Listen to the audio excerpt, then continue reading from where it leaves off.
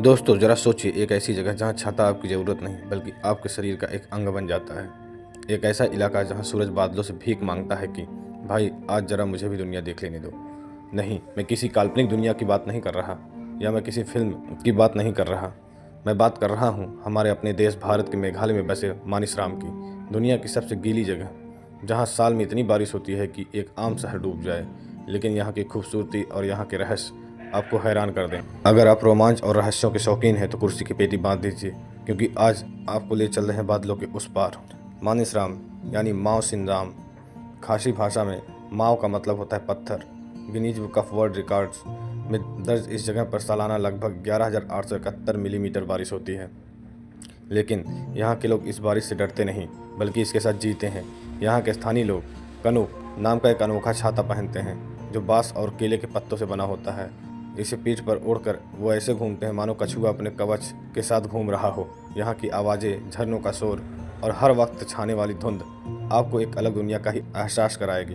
दोस्तों, मानिसराम से कुछ ही दूरी पर एक प्राकृतिक अजूबा है, मांजम राही गुफा। यह एक स्टेलेमाइट गुफा है। यहाँ प्रकृति ने खुद एक कमाल किया है। गुफा के अंदर एक विशालकाय प्राकृतिक शिवलिंग है, जिस पर एक चट्टान से लगातार पानी की बूंद टपकती रहती है, जिसे कामधेनु गाय के थन के रूप में देखा जाता है। स्थानीय खासी जनजाति और हिंदू श्रद्धालुओं का मानना है कि यह स्थान अत्यंत पवित्र है और इस गुफा के भीतर अदृश्य शक्तियाँ वास करती हैं जो सदियों से इस पूरे इलाके की रक्षा करती हैं। दोस्तों, अब ले चलते हैं आपको यहाँ के बेस्ट इंजीनियरिंग के बारे में। यहाँ आपको इंसानी सीमेंट के पुल नहीं मिलते बल्कि पेड़ों की जड़ों से बने जीवित पुल मिलेंगे। रबर के पेड़ों की जड़ों को आपस में जोड़कर यहाँ खासी और जनजाति लोग, खासतौर खासी और जयंतिया आदिवासी, इन्हें तैयार करते हैं। ये पुल समय के साथ कमज़ोर नहीं बल्कि और मजबूत होते जाते हैं। इन पुलों के बारे में कहा जाता है कि इन्हें बनाने की कला यहाँ के पूर्वजों को जंगल की देवियों और प्रकृति के दूतों ने सपनों में दिखाई थी। आदिवासियों का मानना है कि इन पेड़ों में उनके पूर्वजों की आत्माएं बसती हैं जो राहगीरों को सुरक्षा देती हैं। अब जानते हैं सिम्पेर रॉक क्या है। यहाँ एक विशाल गुंबद के आकार की चट्टान है जो घाटियों के बीच शान से खड़ी है। खासी लोक कथाओं के अनुसार सिम्पेर रॉक और पास की एक अन्य पहाड़ी के बीच कभी भयंकर युद्ध हुआ था। यह चट्टान उस पौराणिक युद्ध के प्रतीक के रूप में आज भी सीना ताने खड़ी है। मानिसराम सिर्फ बारिश का नहीं बल्कि एक बेहद खूबसूरत संस्कृति का केंद्र है। यहाँ की खासी जनजाति मुख्य रूप से निवास करती है, जहाँ मात्र सत्तात्मक समाज है, यानी परिवार का मुखिया महिलाएं होती हैं। यहाँ महिलाएं जैनसेन और धारा नाम की पारंपरिक रेशमी वस्त्र पहनती हैं जो उन्हें एक बेहद शालीन और शाही लुक देता है।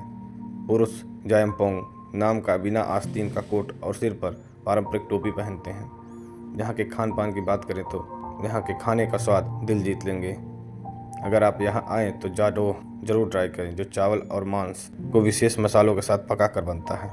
इसके साथ ही दोह खलेल और स्थानीय रूप से उगाई गई दालचीनी और बांस के कोपले की चटनी का स्वाद आपको ज़िंदगी भर याद रहेगा। और हाँ, यहाँ की कड़क कौंग मतलब चाय के बिना तो हर शाम अधूरी है। अब यहाँ सबसे बड़ी बात पहुँचे कैसे। यहाँ का सबसे नज़दीकी बड़ा एयरपोर्ट है गुवाहाटी एयरपोर्ट। वहाँ से मानिसराम लगभग 150 किलोमीटर है। आप शिलांग के उमरोई एयरपोर्ट भी आ सकते हैं, लेकिन वहाँ के लिए फ़्लाइट सीमित है। इसके अलावा अगर ट्रेन से जाएं तो सबसे नज़दीकी रेलवे स्टेशन गुवाहाटी है। गुवाहाटी से आपको शिलांग के लिए और फिर शिलांग से मानिसराम के लिए आसानी से प्राइवेट और शेयरिंग टैक्सी मिल जाती है। इसके अलावा सड़क मार्ग शिलांग से मानिसराम की दूरी महज 60 किलोमीटर है। यह रास्ता इतना खूबसूरत है कि आपको लगेगा कि आप बादलों के बीच गाड़ी चला रहे हैं।